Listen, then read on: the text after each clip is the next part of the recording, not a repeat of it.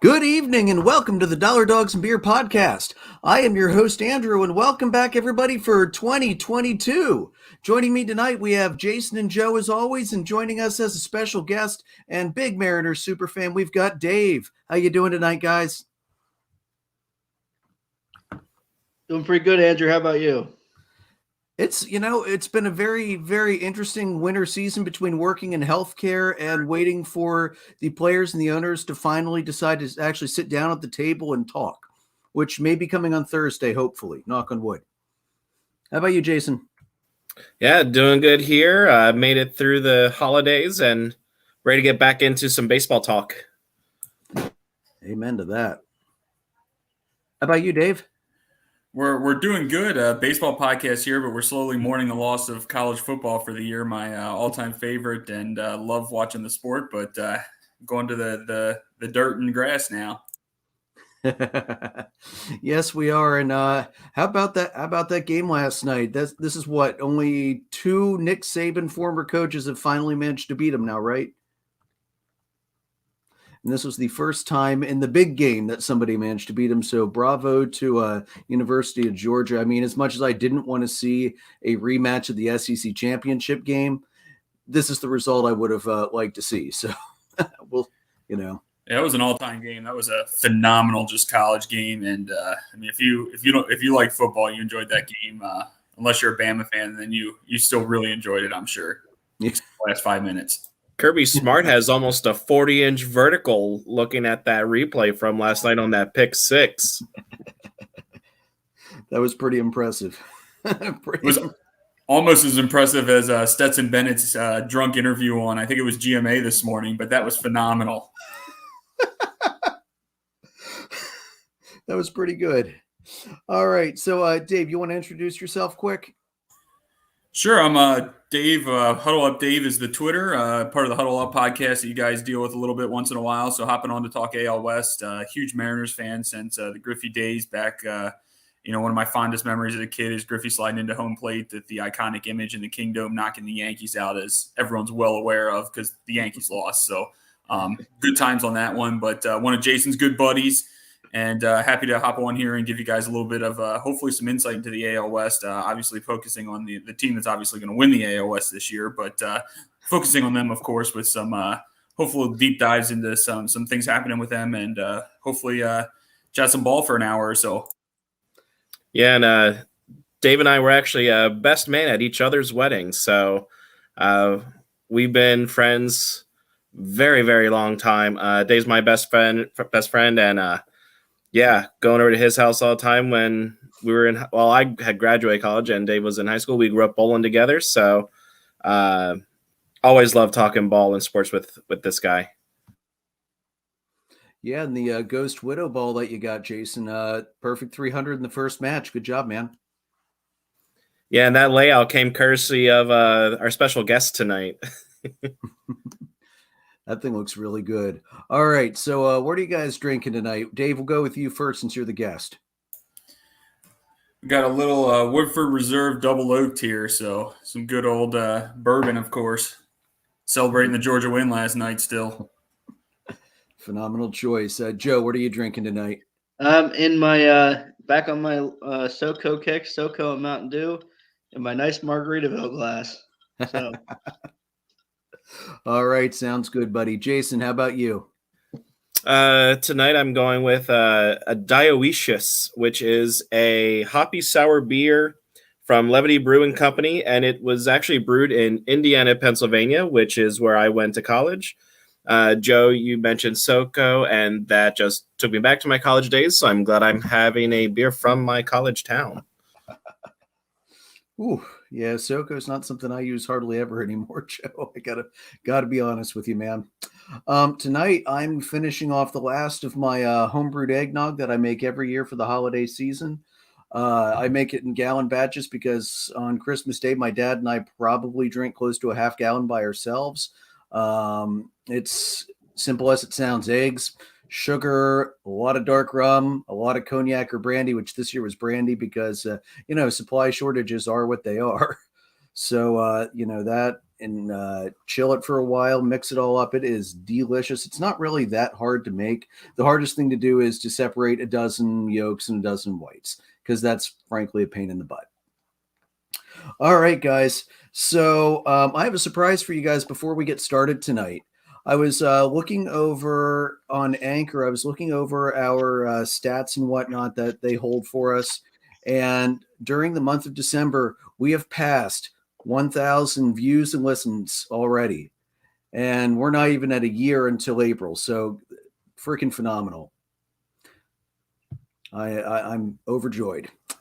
That is awesome news. Honestly, I didn't think we were going to get there until at least 2 years in anyway, because, it's just baseball that we talk. We're not really hopping on to the other sports like Jim does, trying to cover everything he can, which ends up being, hockey and football primarily. I say Notre Dame and Capitals. Yeah. No Dallas in there? They're not a sports team. Yeah, and the other and the other thing I've noticed lately is don't ask Jim about the Capitals. Just watch his Twitter feed and watch the readily evolving dumpster fire that happens every time they play. So this is why I'm glad I'm an Avalanche fan and I could stay clear of that mess. All right, guys. So we're going to get started here with the AL West. We're going to go worst to first, going down through the teams. So we'll start off with the Texas Rangers. They ended the year last year with a 60-102 record. They were fifth. They're bringing back, looks like Jonah Heim and Jose Trevino catching, Nathan Lowe at first, a bunch of utility guys with Andy Ibanez, Isaiah Kiner-Falefa, Josh Jung, Yanni Hernandez, the outfielders Nick Solak, Adolis Garcia, Leody Taveras, Eli White. But here's the big thing. The Rangers went out and they were part of this massive, massive amount of free agent money that was being spent. They brought in second baseman Marcus Semien, formerly the Blue Jays, 7 years, $175 million. They brought in Corey Seager, 10 years, $325 million. They brought in Cole Calhoun on a 1-year deal, $5.2 million with a club option for 23. And also right-handed starter John Gray, 4 years, $56 million. Now, are the Rangers actually going to make drastic improvements, or are they going to become the Mets of next year, the Mets for next year like they were last year after spending a bunch of money? What do you think, Jason?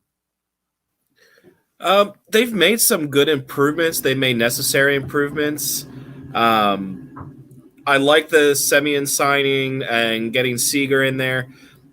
I do worry about their starting pitching still, their rotation overall. They have Spencer Howard, who, having watched him in Philly, he's a young kid, still needs to develop some more.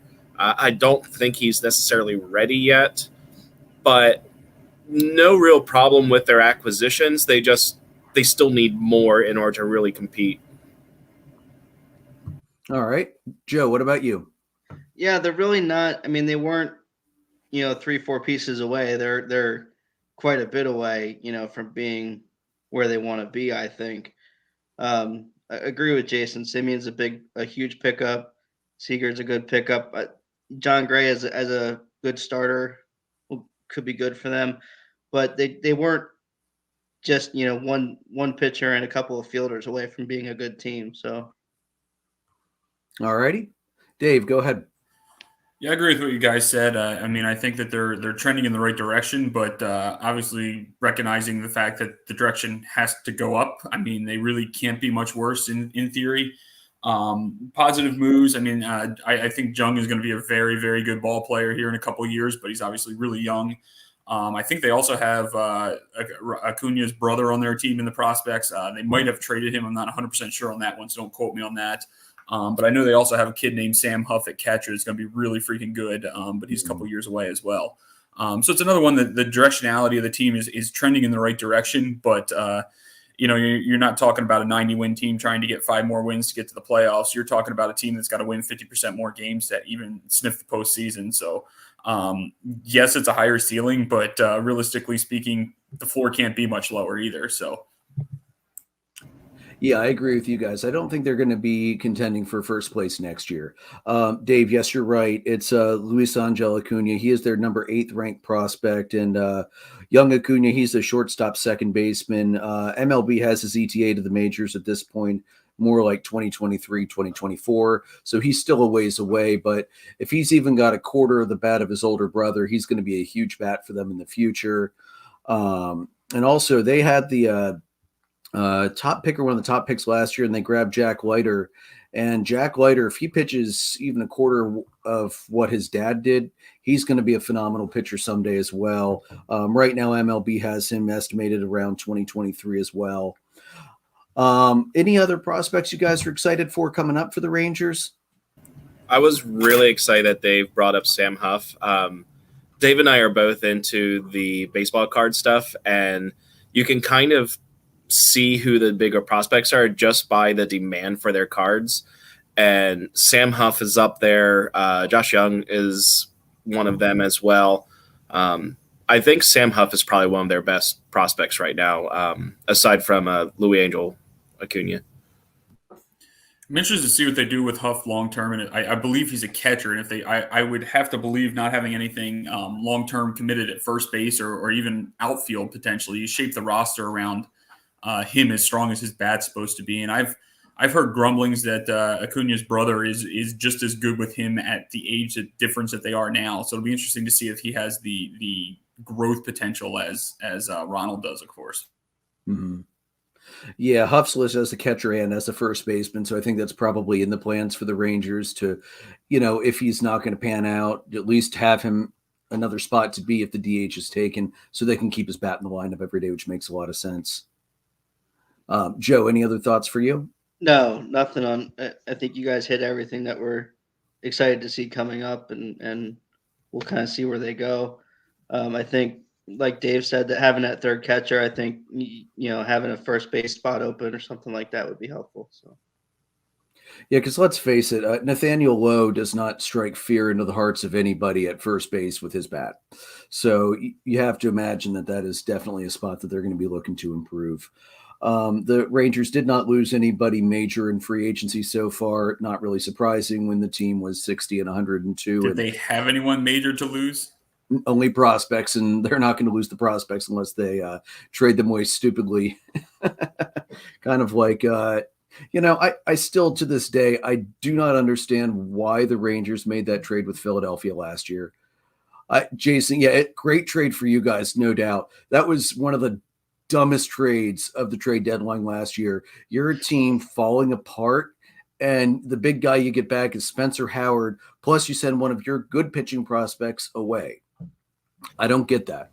Yeah, I was really excited when I saw that Hans Kraus was included in that deal because, he even pitched a little bit at the end of the season in Philly and showed really good signs for what I think is to come. So I was super pumped about that trade. Got Ian Kennedy in there. And the other names going off of my head right now. Yeah, Kyle Gibson in the rotation. Philadelphia absolutely stole that trade at the current moment from last year. Dude, unless Spencer Howard turns into a Cy Young candidate, they're never going to ever lose that trade in the long run either. That's going to go down with like the Braves shipping Shelby Miller off to the Diamondbacks as one of the bigger of the more recent heist trades in the last 10, 15 years. Like utter scalping. Well done. So what do you think record-wise? What do you think we're looking at for the Rangers next year? I'm thinking probably 75 wins, maybe 80 wins. It's going to depend on what the rest of the division does primarily. I'm not impressed with anything Oakland's doing. We know that they're probably going to be doing a full rebuild next year. So what are you guys thinking for the win ceiling for the Rangers? Go ahead, Joe. Yeah, I think the guys that the acquisitions they've made so far are good for maybe 10 more, so 70-ish for the season. I don't see them going much higher than that. Unless Oakland completely, vomits all over the place and blows up, and has a terrible year. I don't see them getting more than 10 more wins, I don't think. Okay. Dave? Yeah, I think 70 is a rough number. I'd give them maybe a little bit under that. Logic being, and we'll kind of get to some of these other teams as we go here, but I think Texas is heading in the right direction, but to add 15, 20 wins a year is pretty tough, especially when I think you have three really good teams in this division that two of which are going to be greatly improved. And then you also have the Astros, who I think everyone knows, as long as there's trash cans around, will be competitive at least. So I think that, not that Texas has improved, don't get me wrong there, but again, improved is relative, and you're also not exactly in the easiest division in baseball either. You have a lot of really competitive teams. You are the sitting duck, the lame duck for the division. So you only have so much you can improve when you're not top dog or even middle dog. Jason? Yeah, I have them around 65 to 68 wins. I looking at the division, you have the Astros, you have the Mariners. Even I think the Angels will be a little better. The A's potentially, it depends on what they end up doing here. The Rangers are still that fifth place team, I think, and they'll improve. But I think only maybe like 65 or 68 wins. Fair enough. All right. So let's move on to the Angels. Once again, another injury-wrecked, disappointing season for the Angels as they lost Mike Trout for 3/4 of the season, basically. Even though he somehow got elected to the All-Star game, still don't understand that. Should the fans be voting? Honestly, probably not. So the record for the Angels last year, they were 77-85. That was good for fourth in the AL West. They've got a lot of guys coming back. Max Stassi, Taylor Ward, Matt Faces are all coming back. Jared Walsh is coming back. David Fletcher, Anthony Rendon, Luis Rengifo, Jose Rojas, Jack Mayfield. The outfield should hopefully be better if Trout stays healthy. Brandon Marsh, Mike Trout, Joe Adell. They still have Justin Upton, who, honestly, guys, I legitimately forgot he was still playing. Thank God BJ's gone because he was horrible. But anyway, obviously they still have the great Shohei Ohtani, who, let's be realistic, he's probably going to be pretty similar to what he was this year. I don't see him regressing much. They definitely still need to go after some more starting pitching. The big re-signing they did was they brought closer Raisel Iglesias back, 4 years, $58 million. I'm okay with the 4 years. 58's a little high for him, but I mean, that's the market for closers right now. And really with the closers, you're either going to have to buy big or you're just going to have to wait and hope somebody turns into a closer in your development. Another curious move. They picked up Noah Syndergaard from the Mets as a free agent, 1 year, $21 million. I like that deal. A nice show us the money kind of deal. Enough to say, are things better? Are they not better? Not too much to say that they're overpaying him though. And then they also picked up left-hander Aaron Loop, who I believe is a reliever on 2 years, $17 million. And then the only big loss they've lost so far in free agency was Phil Gosselin, which honestly, no big loss, I don't think, personally. What do you think, Joe? We'll start with you for the Angels. I like the Syndergaard move. I think, like you said, it's sort of a, let's see what you have now that you've been, you've pitched 1 inning in 2 years or whatever that was at the end of the year. So I think, again, the big thing for the Angels is they go as Trout goes. So if Trout can stay healthy, then they could compete, but who knows how well they will compete. But Aaron Loop is a good signing, I think. I think Met fans were pretty ticked off that they didn't lock him in. They were pretty pleased with him in the bullpen for them last year. So, you can never have enough good pitching, and I think locking in the closer too. I think they've got some good, solid pitching guys there. They've got some good, solid fielding and hitting. We'll see if they can put it together.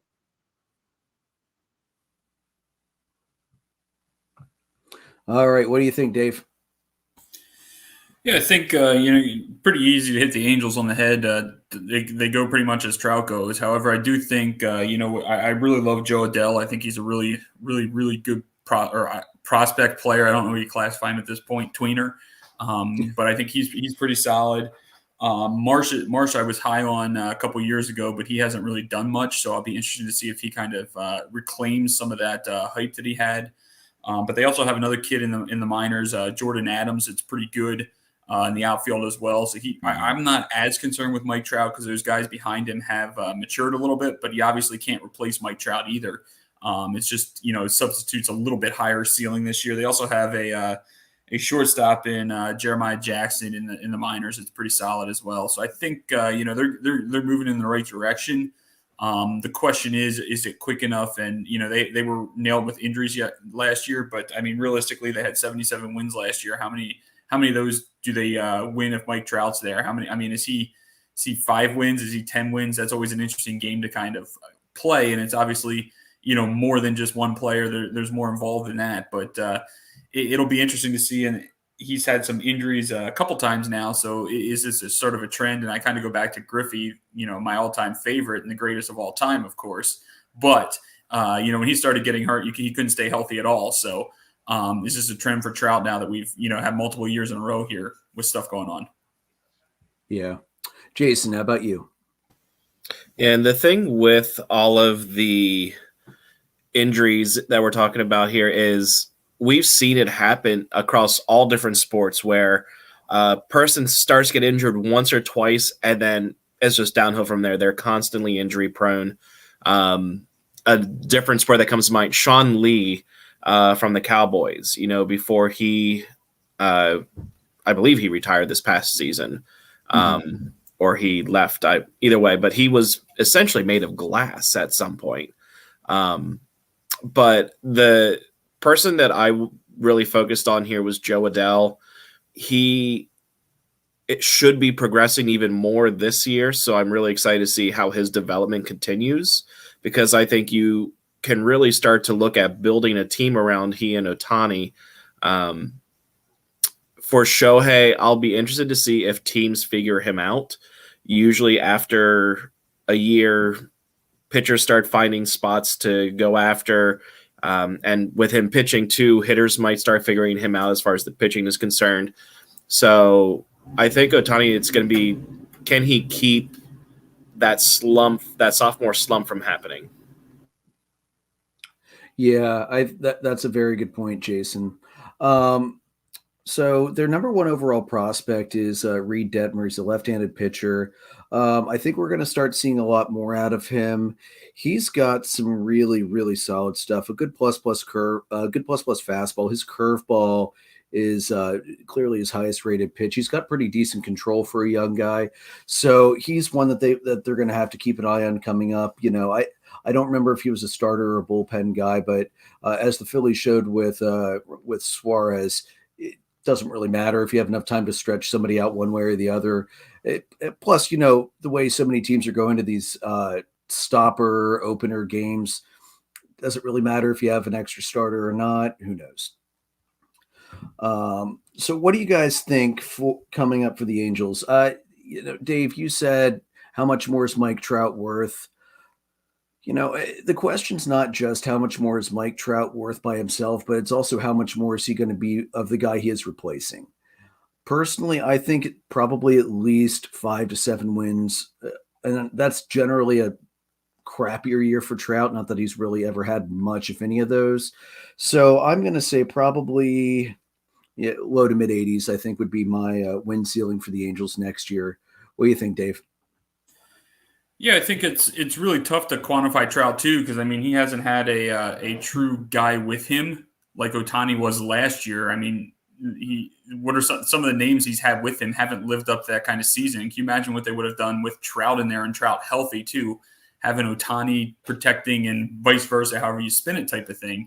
So I really think it's, he might be worth 5 or 7 wins, but him and Ohtani together might be another 5 or 7. So I think it's really tough to quantify what that's going to be. Plus you have the injury proneness of Trout again. And I do agree with the pitching concerns as well, that's pretty prevalent. And I think you get a couple more wins out of the Angels this year, but I'm going to put them right at 80. And I just think there's, number one, it's the health of Trout, it's the health of Syndergaard, and it's the sophomore slump from Ohtani. But I think if you get 2 out of 3 there, they improve. If you get 1 out of 3, they're probably about the same. And right around 80 is not a terrible season. I think they're a year or 2 ahead of Texas, and they obviously have 2 big pieces in Trout and Ohtani. But I think prospect-wise, they have a couple of prospects that are really close, whereas Texas is another 2 to 3 years, in my opinion, or probably 3 to 4 years being realistic. Mm-hmm. What do you think, Joe? I'd be interested to see what the Angels do with whenever free agency opens up again. If they go after anybody to make that better. There's too much. I think I agree with Dave. There's too much unknown with Trout now. Whether which Trout are we going to get? Are we going to get the one who scouts said was never going to make it, and then are we going to get the one who is the 5-tool player we think he is? Which numbers are we going to get? So I would agree with Dave, somewhere around 80, 82, somewhere in there, win-wise. What do you think, Jason? Yeah, the points that have been made so far are pretty spot on as far as what I was thinking. I had them right around 500, so around 81 wins. If Trout stays healthy, that number goes up. Big if though right now, just because he hasn't played a full season in a few years now. Yeah. Yeah, and I think the other thing too you have to look at is there's too much unknown with Syndergaard too. Which Thor are they going to get? Are they going to get hurt Thor, or are they going to get the Thor of a couple years ago? To be honest with you, man, I'm going to guess probably hurt Thor more likely than Thor from a couple years ago. I understand the Mets bringing him back because they wanted to see what they had since his deal was due up, and they didn't want to just sign him again and not know what they had. He had a lot of injuries pretty quickly, and he had a lot of injuries recovering. I don't know how much I don't know what we're gonna see out of him. His velocity was not great. Now, again, I'm sure the doctors had restrictions on him. I know he wasn't allowed to throw any breaking stuff at all, but the Braves in that last start, if you want to call it a start, and to the end of the season, they teed off on him. He wasn't really locating terribly well. And I mean, granted, everybody knew fastballs were coming. You tell that to any major league team, they're going to tee off on that. But, think about some of the great control pitchers we've seen, like Greg Maddux. His fastball wouldn't break a pane of glass unless he was trying to hit somebody, but he could locate it better than anybody. And I didn't really see a ton of movement. I didn't see a lot of location out of Thor. So, yeah, probably he may even be a bigger wild card than Mike Trout, crazy as it might sound, because their rotation behind Shohei isn't deep. And they're probably I would think, need to sign at least 2 starters, even if they're just like, Flyers kind of like the level of, maybe a 4 or 5 guy or maybe a 3 in the stretch, but they're going to definitely need some more pitching depth. How bad is it that your doctors are not letting you throw breaking stuff? That is absolutely necessary in the game. And if you're not able to throw breaking stuff, it's impossible to be effective as a pitcher. Right. I would think that's probably just more. I think they want, again, like Andrew said, they wanted to see kind of maybe mechanics. Maybe that was part of his rehab, was just to start some lighter throwing progression wise and make sure that his mechanics were correct. Before he got hurt, I think mechanically he was, starting to lag off and starting not to be the pitcher he used to be. Mechanically, you could see that before he had Tommy John. So, I think that could have been just part of his rehab and part of his progression back. See what he looks like after the offseason for sure. We'll know pretty early on, I think. Is it worth the $25 million gamble? That's the $25 million question. If you're the Angels, probably, because you need to do something. I hate to see you waste another year of Mike Trout's career not having another pitcher there, but I don't know if it was necessarily worth it or not. I think the Mets kind of decided, we've got Steve Cohen's money, we're not even going to bother. So for them it may not have been worth it, but for the Angels, I think it probably is. I mean, I just looked at, and I'm jumping ahead to the Mariners here, but we got Robbie Ray for $3 million more a year. And I mean, there's no comparison in my mind. I was very not happy when I heard we were going after Noah a little bit. And then Robbie Ray showed up and hey. Yeah, I think it's safe to say between the two signings, you guys definitely won that one outright, no questions asked. I don't even care if Syndergaard is the AL Cy Young next year. You still won that deal outright. All right, so let's look at the Athletics next. They had actually a pretty good season last year. They were in the chase for the final wild card spot up until about week and a half out before the wheels finally came off. They ended the year 86-76. They were third in the AL West. They are bringing back some big guys. Matt Olson is a big guy coming back.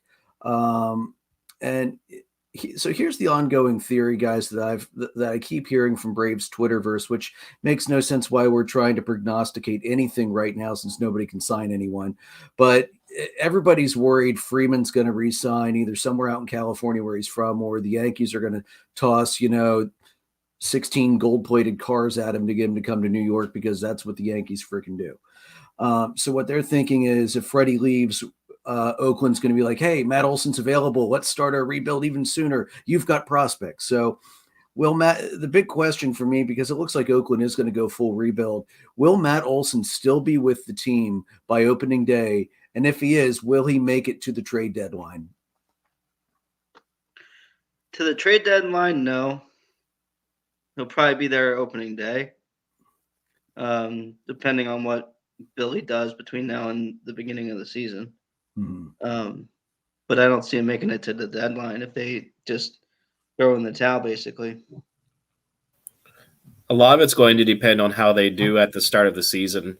They do have some good prospects in their system.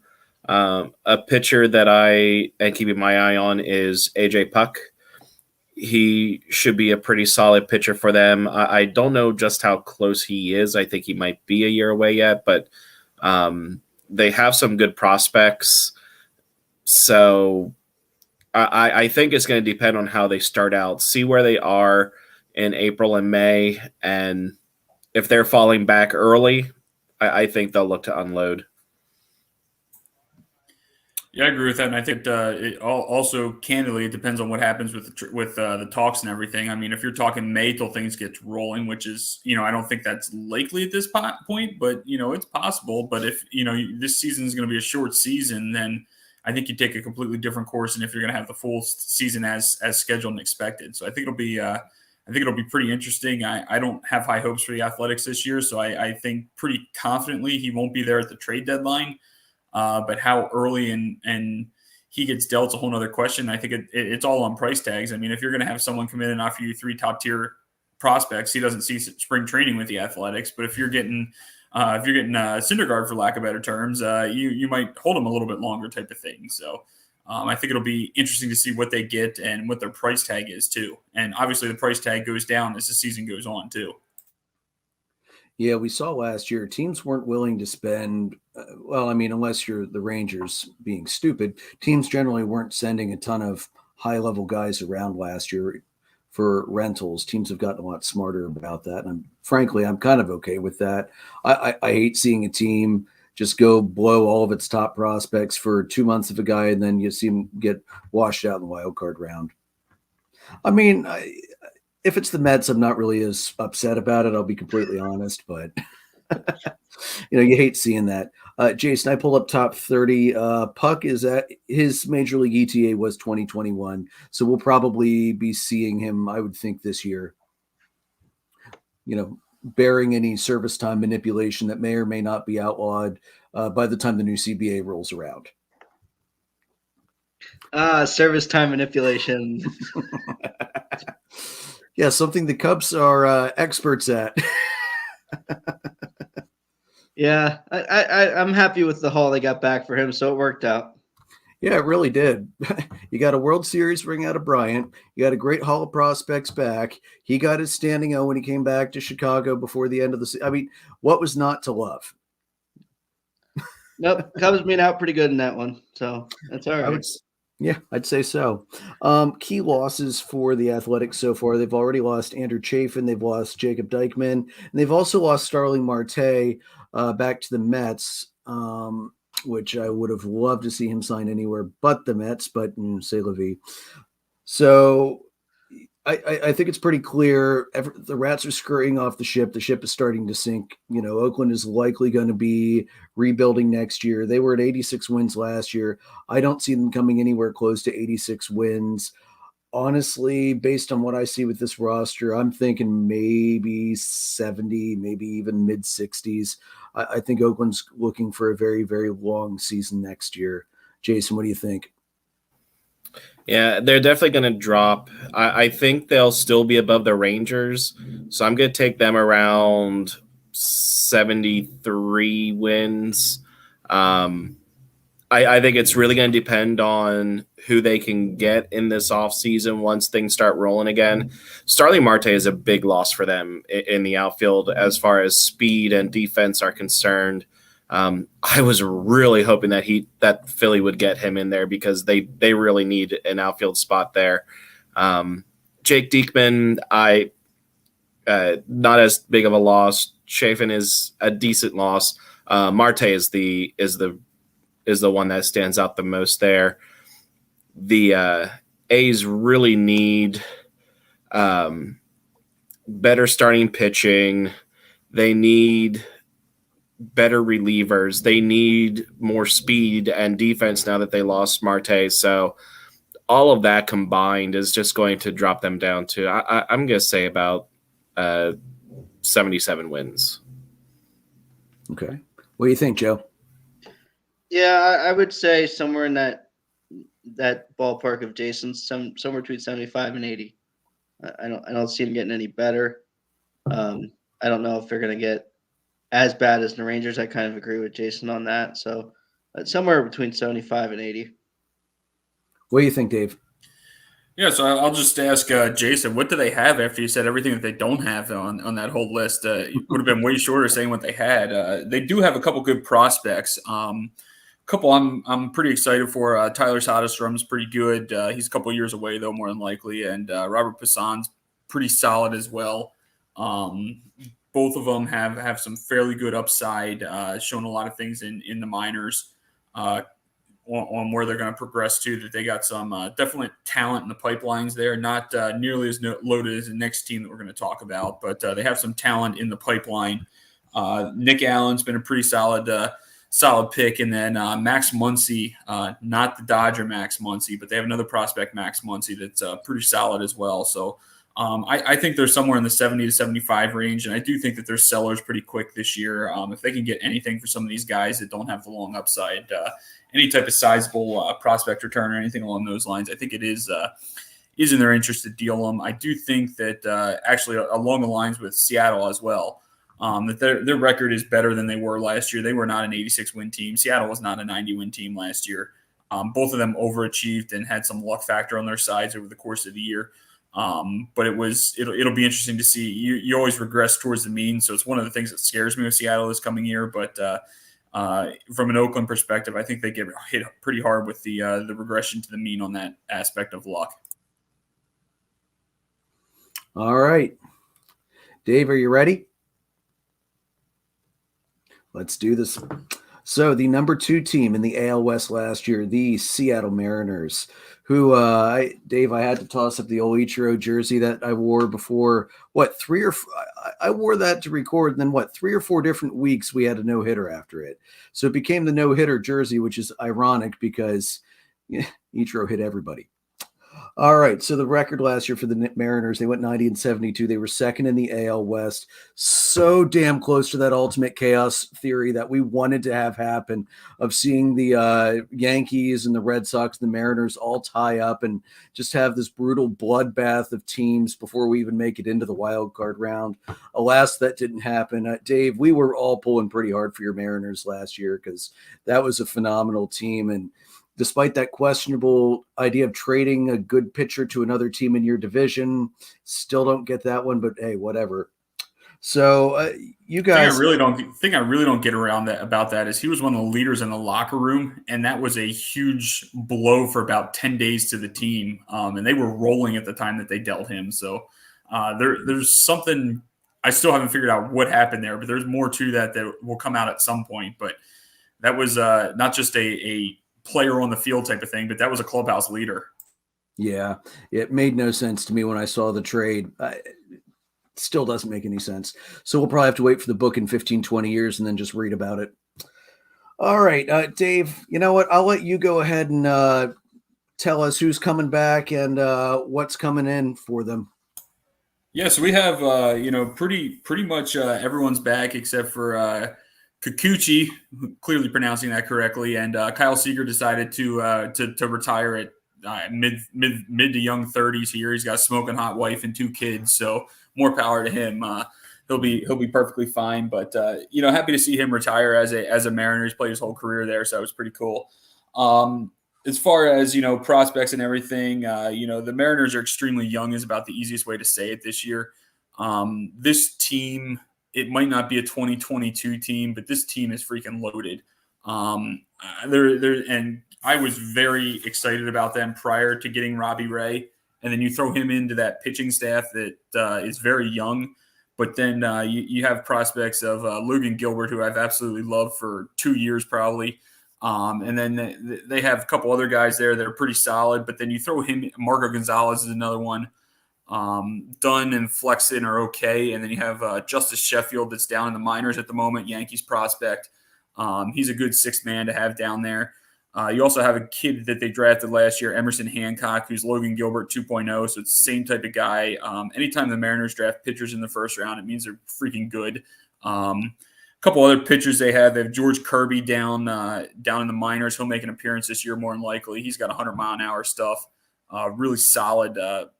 Likely think he's going to end up in the bullpen with Brandon Williamson as well from prospect level. And the other thing to keep in mind is Seattle's pitching doesn't have to be great. They play in one of the biggest ballparks in the majors that's hard to hit. So even this level of pitching, I think they have a top 10 rotation, personally speaking. I think that they're under the radar top 10. And you add Robbie Ray to it, too. I think that improves it a lot as well. Robbie Ray is going to have a hell of a year given that huge ballpark. That's a huge benefit, and he's got some really good guys defensively behind him, too. On the defensive offensive side of the ball, they were hit with some injuries last year. Evan White was out, but they'll get him back. Lewis had some time in and out, so they'll have him back. Klenek's back. He was up and down from the minors. He probably is their top prospect that's going to start opening day. More than likely, he'll make the lineup. But they also have Julio Rodriguez, who is pretty much in line with Wander Franco as far as prospects. And I don't want to say he's a sure thing, but the kid's going to absolutely 5-tool player. Comparisons to Mike Trout, Bryce Harper, that type of player. Like, he's going to be absolutely, if he's available in any of your fantasy leagues, just stash him. He's going to be up in April or May based on your service level crap again, or he would have made the opening day roster. 5-tool player, absolutely phenomenal speed, and that's amazing. I think he hit when he was promoted to AAA last year. I want to say it was close to 400. Again, it wasn't a full season, but he's all but a sure thing. He's going to be really good. Zach DeLoach is making a little bit of noise in the minors, still a little bit ways away, but he's got some potential as well. So I do like the signing or the trade from Houston getting Toro. I think that's a pretty good sneaky addition there. As a kind of a utility role type of player. They also have a catcher they drafted this year. It'll be pretty good. Ford's Harry Ford, his last name there. They should be pretty good. But overall, that's pretty much kind of an update on it. They were very lucky last year, though. I don't know where they ended the year, but some point in September, they had a negative run differential and were like 15 games over 500. So that's kind of something that you would kind of like we talked about with Oakland there, regressing back to the mean a little bit. But I just think this lineup is freaking loaded. I'll go on record and say I have bet them to win the division. I've bet them to win the AL. I've bet them to win the World Series. I just think that this lineup is absolutely loaded. I think they match up well in the division too, because I think Oakland's on the way down. I think Houston's on the way down, and they are trending upwards too, especially depending on how they decide to play stuff. Another infield prospect, Novelle Marte. is going to be pretty good too. Shortstop that's very solid. I don't know that he sees the field this year, but I also think if he could contribute and they're in contention, there's no way they're not chasing it this year. So I do think that this Mariners team's loaded. Any guys that do fantasy, pick up Marte, Kelenic, and Julio. That's pretty sure thing. And someone should grab my boy Logan too, because he'll be good this year too. So there's my 20-minute long-winded Mariners report, but this team's loaded. Something that I was thinking about here, Dave, as you were talking, the Mariners they lost JP Crawford, didn't they? Because that's a little bit of a loss for him, because his defense ended up really turning around after coming over to Seattle from Philly. Basically, they swapped shortstops there. Philly ended up getting Gene Segura. But JP Crawford, he left, right? I believe so. I'm not 100% sure offhand, but let me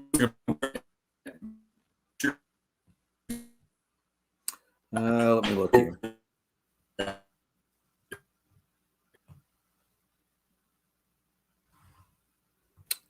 I'm not sure if Dave froze or if it's something on my end. I think Dave froze because I could still hear you guys. So Dave will hop back on when he's come back on when he is here. I still see Crawford with the Mariners. I don't see that he left yet. I don't know if his deal was up or not. No, I think he's still with the Mariners, Jason. So I did look up the run differential while Dave was talking. The Mariners' run differential was at -51. So they did end the year down in the red on that. Robbie Ray will absolutely 100% help that. I agree with Dave, honestly, guys. They are going to be a really, really improved team. They are going to be scary out in the AL West this year. Joe, what do you think? There's not too much to add to what Dave mentioned. I think Adam Frazier is another good thing for them. Is another solid piece for them. Robbie Ray, I think like Dave said, I think that makes a huge difference for their rotation. So, dude, 5 years, 115 for the reigning Cy Young winner. That's a phenomenal deal. Like, that's actually. Jason, correct me if I'm wrong. He's got less money in per year than Wheeler, right? With that deal. Hey, there's Dave. Welcome back, bud. Hey, I don't know what happened. Get so excited. Oh, he's about to go again. Uh-oh.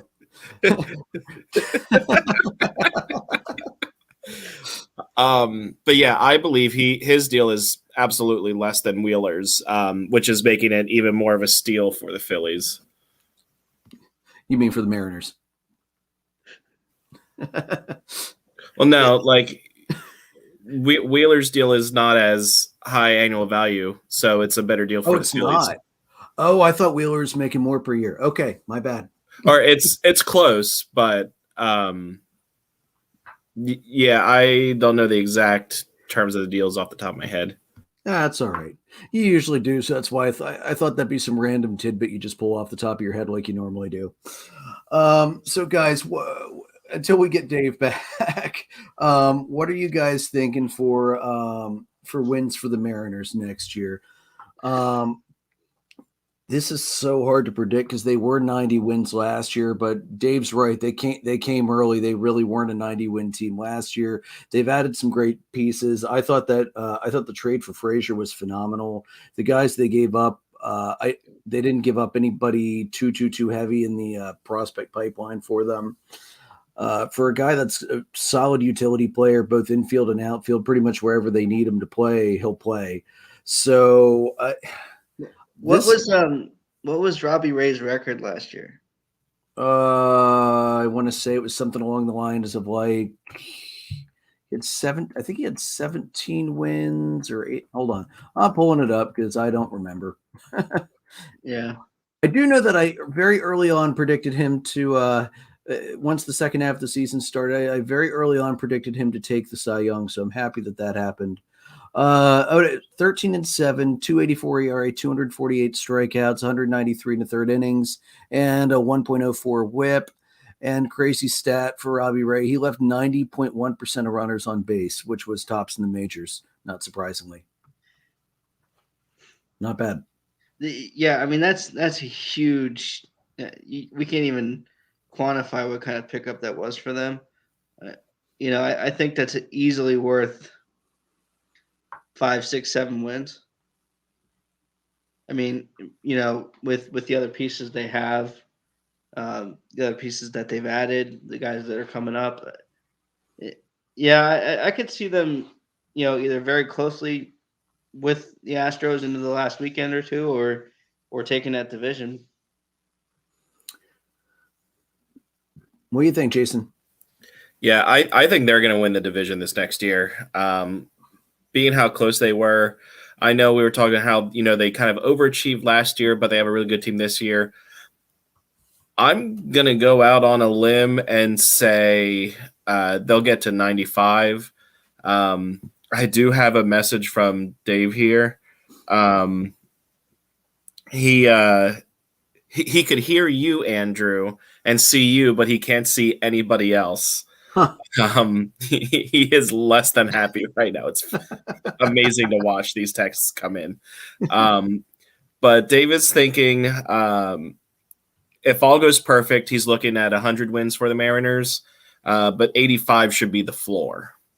So I agree with that. I'm gonna go kind of right in the middle there. I'm gonna take 95 wins for the Mariners this next year and a division title. I'm gonna take 93. Hey, hold on. Hey, is he back this time for real? What in the hell keeps happening on your end, Dave? I haven't moved. I haven't done anything. I have no idea. Technology is wonderful. It must be the Russians.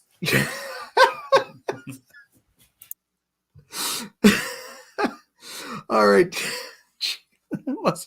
Yeah, why not? Let's just play. You know what it usually is. Let's blame the Russians. All right. So Jason's at 95. I think I'm going to go with about 93. I think a little better than this year.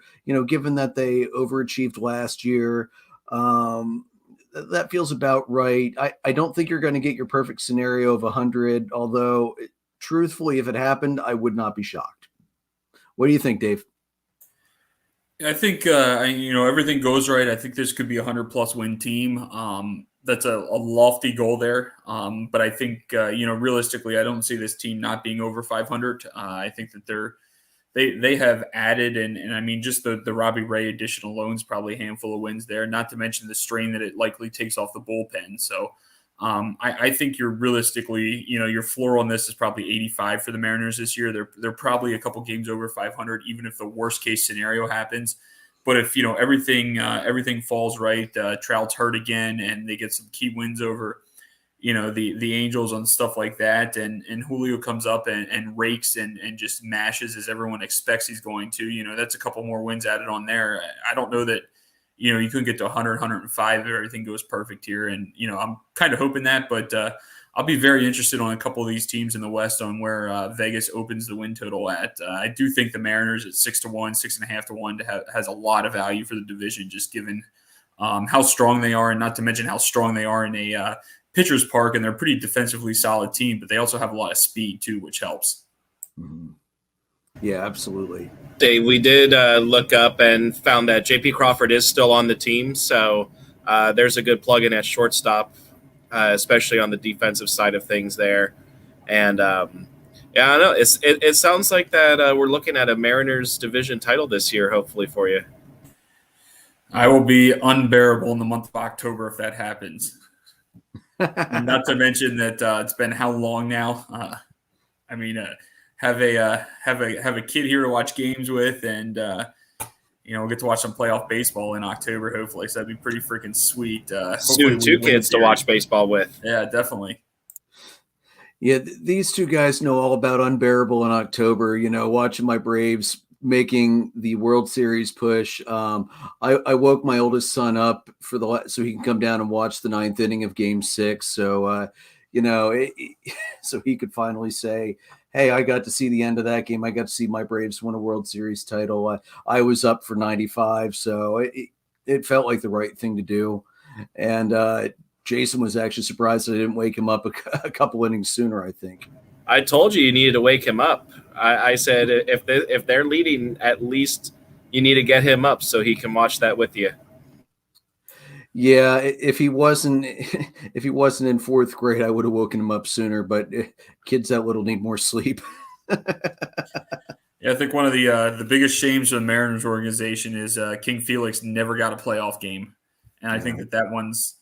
I mean, he was just slightly above a 500 pitcher, so I'll be very interested to see if he gets a call to Cooperstown or not. I think he was pretty dang dominant. That pretty much deserves one, in my opinion. I'll buy it a little bit biased here, but be very interested to see, given that he has a flawless 0 stat line for the playoffs. Can't have a bad stat line in the playoffs if you don't make it. So he has less losses than everybody else. Well, not everybody. There are some pitchers that have no losses in the playoffs that have actually pitched in it. Not many, but a few. Not many. But do they have the 0.00 ERA that King Felix has? And the 0 whip and the 0 walks. ERA maybe, whip unlikely. That strikeout to walk ratio, that's pretty good, man. Pitches thrown to balls is flawless. Oh, man. So, Dave, since Seager retired, do you think Seager's going to make Cooperstown? I mean, he's clearly going to be put in the Mariners Hall of Fame, no question about that. Do you think he's made enough case to make it to Cooperstown? I don't think so. I would like to see him. I don't think he does. I mean, you look at greatest place of all time, and you look at he's solid, but is he that feared that he should be in Cooperstown? I mean, I don't think he's quite met that yet. But you also have the fact that you got to kind of extrapolate some of his career a little bit longer too, if you're looking at stats, because he did retire in the early to mid 30s there. So I mean, if you give him 5 more seasons, does that change the case? And I think that's where you would make the case for him getting there, type of thing. But I don't think he's a Hall of Famer type of deal in my opinion.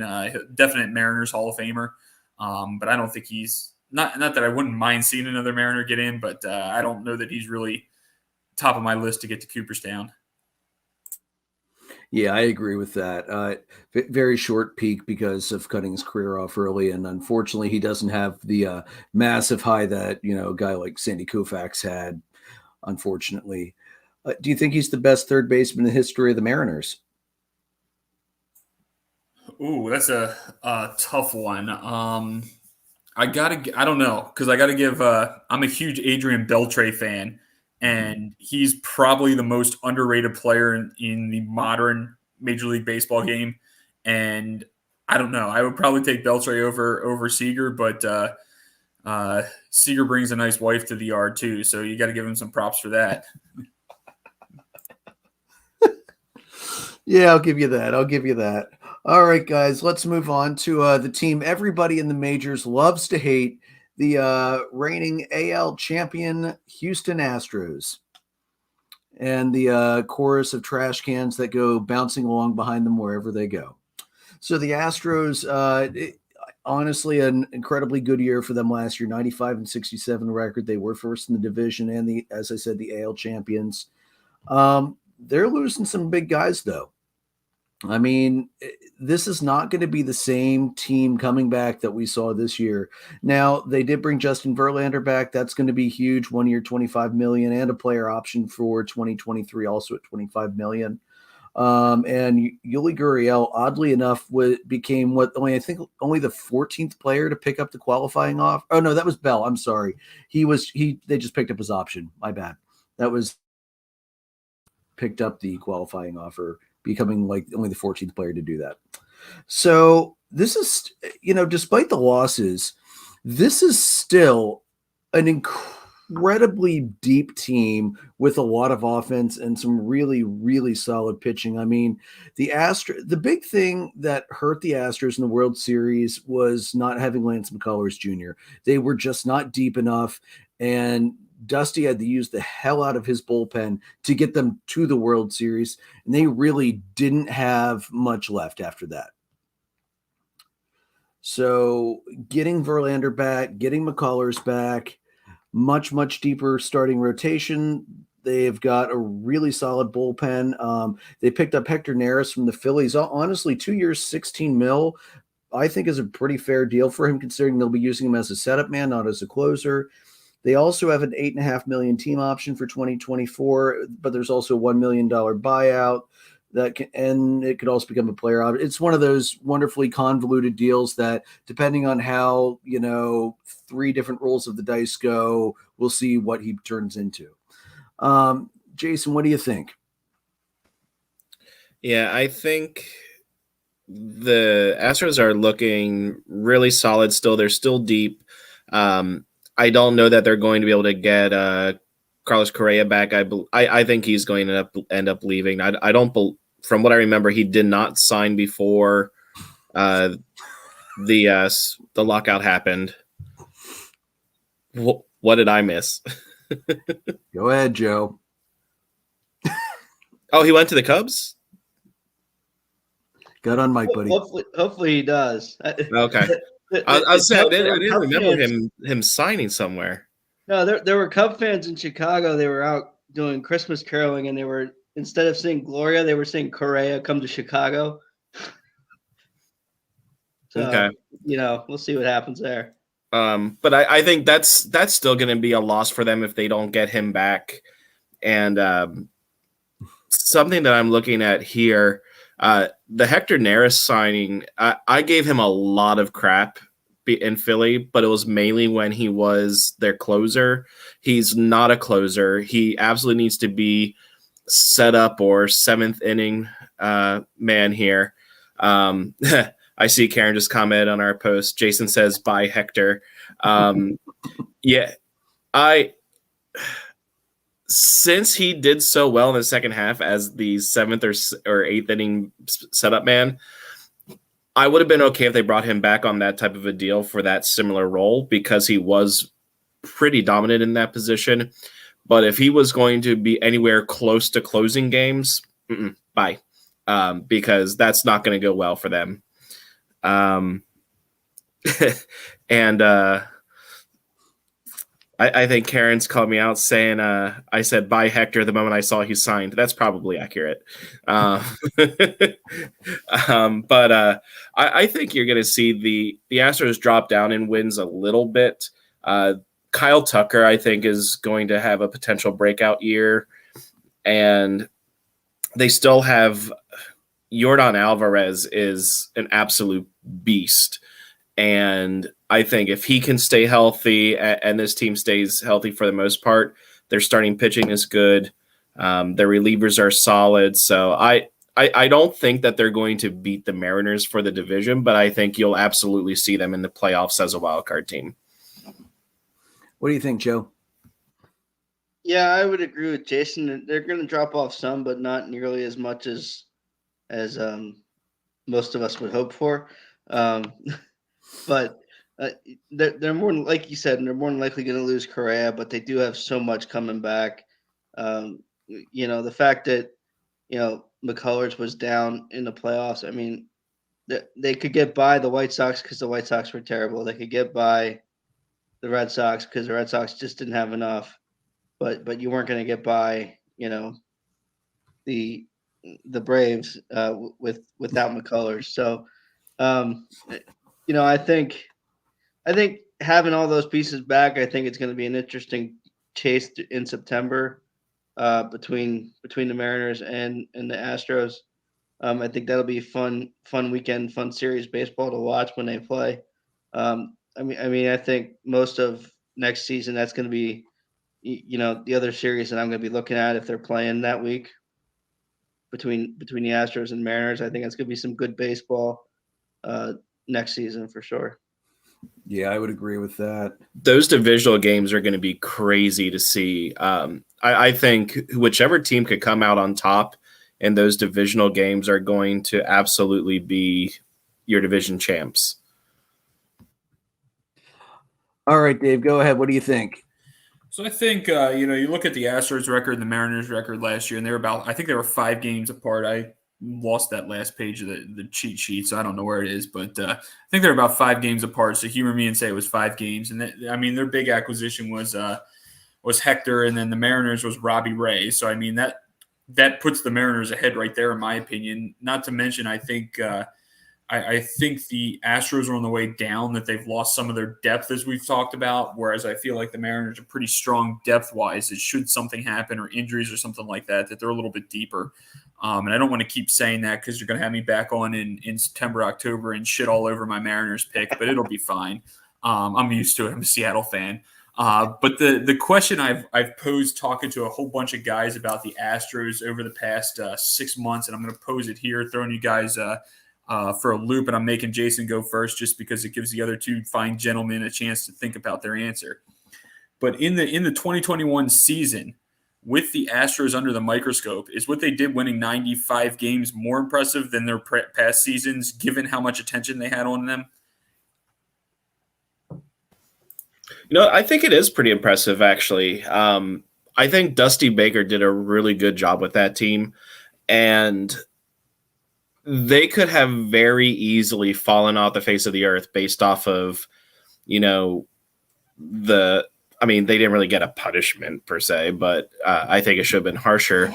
But, with being under that microscope, the way that they held it together and, got back to the World Series, I'd say it's equally impressive, if not a little more impressive, that they did what they did last year. What do you think, Joe? I think they're the team that we all wish would lose, kind of like Alabama. I think to do what they did under any other manager, probably they wouldn't have done it. There's something to be said for Dusty Baker's baseball knowledge and ability to motivate guys. I think without Dusty, it definitely doesn't happen, but it is impressive nonetheless to at least be able to collectively do that. I don't know if some of those individual guys had the same years that they had in years past, but as a team, they were able to make it to the series at least.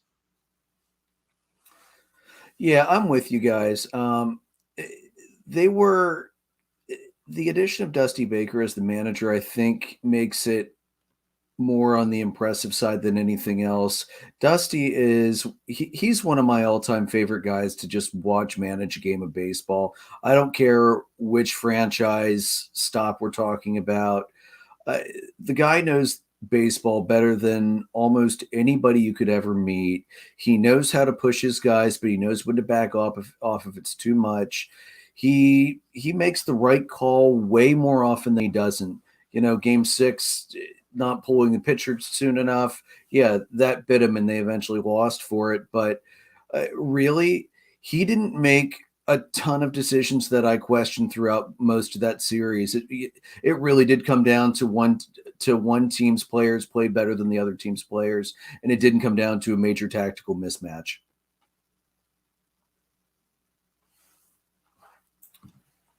Yeah, so I think that's very well true. And you sit there and you look at it, and you feel like they found one wire hanging out of a jersey, or one trash can got hit at the wrong time, and they could have been in big trouble last year. And whether or not they were cheating or the level of cheating a couple years ago, you have to know they were under the microscope last year. So it's pretty impressive with that number of wins, and especially given how.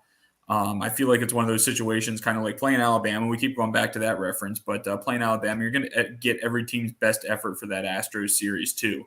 But I do think, the Astros are on the way down, in my opinion. They might still be decent this year, but the level of prospects that they have, it's waning a little bit. They have a kid named Freddie Nova is pretty good. Forrest Whitley, I believe, is a pitcher, is pretty solid. But after that, there's a couple other ones, but I think there's another Alvarez in their system. I could be wrong about that, but I think the level of prospects that they have, the farm is drying up type of thing, and it's another one of those. They're going to have to buy into some players here, or they're going to have to trade. And once the ship starts going south, you trade pretty quick to get the prospects while it's still hot. Yeah, I agree. And I think they've got the guys that they should be able to trade to pick up some more of those prospects as it goes along. I'm thinking this year they were a 95 win team last year. I don't think they're going to hit 95 again. I think they're going to be right around where the Mariners are at 90, 93 range.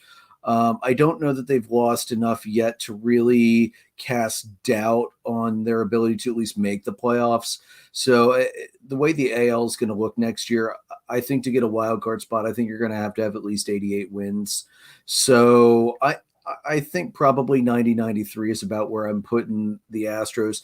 Bearing major injuries, I still think 85 is about the lowest I would put them at for next year. What do you think, Joe? Yeah, I'm gonna go with right around that 88, 87 number. I think we still don't know what they're gonna, if they pull something out of something and get Correa back, or who else they might lose, via trade or something. Before, I do think that, as we've talked about, I think the Mariners are clearly by far and away the best team in that division going into the year. And I do think that the Astros are on their way down. I would agree with Dave on that. What do you think, Dave? I'm going to go out on a limb here and say that they don't win 85 games this year. So I think I'm going to make a bold prediction on it, and I'm going to be biased towards my Mariners again, but I don't care. I'm going to say that, and I'm basing that on the lack of depth, in my opinion, and also Jordan's had some injury issues already, and if he has another knee come up, or Tucker, I agree with. I think Jason might have said it, so I might not agree with it as much knowing he said it, but knowing Tucker's a pretty good prospect, and I do think he's going to have a pretty good year. But if he's missing, that's a big piece in that lineup. I mean, you know what you got out of the little shithead that has a 25, huge bat there, and you know what you're getting out of him type of thing, and you know what you're getting out of Bregman and all that. So, but the other pieces are a little bit more questionable just with the lack of depth behind it. So I have them penciled in right around, the low to mid 80s probably. And I just think that that's more of a regression thing. And I mean, the other thing that we haven't talked about at all, but you got to factor in the depth this year more than any other year given COVID. COVID's still a very, very real thing. And, you get your starting pitchers issues or anything like that, and you don't have the depth to bring stuff up. It could bite you. And I mean, it could go around the clubhouse we've seen what's happened in the NHL for lack of better terms, but it could, circle the clubhouse multiple times too. And that could be seriously detrimental too. What do you think, Jason? Well, after that comment, I want to change my thought process and say the Astros run away with the division, but I don't want to be that wrong. So, I'm gonna say that I think they end up right around 89, 90 wins. Dave brings up a really good point about COVID and depth with that, because we don't know what their protocols are going to be yet for Major League Baseball coming up. Look at the way that it's ravaging the other sports right now and completely destroying. I'm looking at our comments right now, but it's completely destroying the lineups and the rosters. So I think that's an absolutely fantastic point, Dave. I will, I guess, give you props for that one. You don't hear that too often, Dave. So looking at COVID, my hope is that by the time baseball starts, Omicron's kind of died down a little bit. From the reports we've gotten from South Africa where this variant started, it was really bad for a month or two, and then it kind of things went back to somewhat normal. You can't really say normal with this damn virus at all. But hopefully by the time baseball starts, Omicron will run itself out in the U.S. Thankfully, even though it's incredibly infectious, it's not nearly as deadly as the Alpha and Delta variants were. So let's hope subsequent variants continue to be less lethal, just for everybody's health and safety overall. I want to bring up a point Karen made earlier in the comments. She said Big Papi could have taken on those Braves, Andrew. No, Big Papi was not going to do anything to the Braves last year. The Braves had too much good left-handed pitching to neutralize Big Papi. Big Papi was a hell of a hitter. He could crush anything. He did not crush lefties nearly as well as he crushed righties. So with, look at what Max Fried did in Game 6. Look at what Tyler Matzik did the entire postseason. Sorry, Karen, not buying it. I think the other thing we have to talk about with depth-wise, as you guys mentioned, was when does the season start? And how, how much are we pushing some of these guys and all of that. So, ladies and gentlemen, my wife. So for those who aren't watching the comment thread, Karen said, he's the only Red Sox player I know. Fair enough, Karen, fair enough. So I did see a tweet from Passance earlier today. Finally, the two sides are going to sit down and start meeting about core economic issues on Thursday. So hopefully this means we're going to start getting some traction towards a deal. I definitely do not expect a deal to be done on Thursday. These two sides are so diametrically opposed to each other and absolutely cannot stand each other right now. But they're getting back to the table and they're talking. And that's the big thing, because if that doesn't happen, we're up a creek. But I think the players realize, and I think the owners realize, that we cannot have a repeat of 95 and 94 where games were lost. The sport cannot afford that. It took years to repair the damage from that strike. And I've been saying it all along. I think even spring training might get delayed a little bit. And honestly, who cares? It's fine. If we lose a week or two of spring training, it's not the end of the world. But they're not going to lose regular season games. They will get something done so the regular season stays intact. All right, guys, any other thoughts? Nope. Awesome. I did want to throw two shout outs up to diversity. We had two fantastic coach hirings that came out in the last 2 days. Just today, we found out that the Blue Jays have hired Jamie Vieira as a minor league hitting coach. She becomes the first woman to be hired into a coaching role in the Blue Jays franchise history. As of the time the article posted earlier, they hadn't announced where she'll be assigned yet. And then yesterday, the New York Yankees hired Rachel Balkovec. She's going to be managing the low A Tampa Tarpoons. She's the first female full-time manager in any affiliated major or minor league team. Guys, this is phenomenal news for diversity. Let's face it, baseball is years and years and years and years behind other sports, getting women hired, not only front office jobs, but coaching jobs. There's only, I believe, one female GM, and it's the Marlins, if I'm remembering correctly. So these are fantastic hirings by both teams. And honestly, these major league teams need to look at these softball players that are coming up out of college and that are playing in the Olympics, because if they haven't been paying attention so far, USA softball is the best softball in the world, hands down. Japan might get lucky and beat us every now and then, but USA has the best softball players. And yeah, it's a bigger ball, but the timing, the mechanics and everything, it's all basically the same. So, I implore to the other major league teams, get these women hired. These gals are looking for jobs, and you're going to find some really, really good hitting and fielding coaches out there, and even hopefully some more managers as well. Wouldn't it be amazing to see a female manager in the major league someday? I really hope we see it. Well, and I mean, you're talking about, the difference in the games. I remember watching Jenny Finch pitching to Albert Pujols, and she struck him out on 3 pitches, and he wasn't even close. So, and I have to throw a shout out here now that you brought up. It made me think of something I saw the other day. Actually, it was yesterday, I believe. Genevieve Beacom, she became the first woman to pitch for a professional baseball team in Australia. She's 17. And Friday night, she is a left-handed relief pitcher for the Melbourne Aces. And she pitched around a leadoff error and a walk and had a scoreless inning in her debut.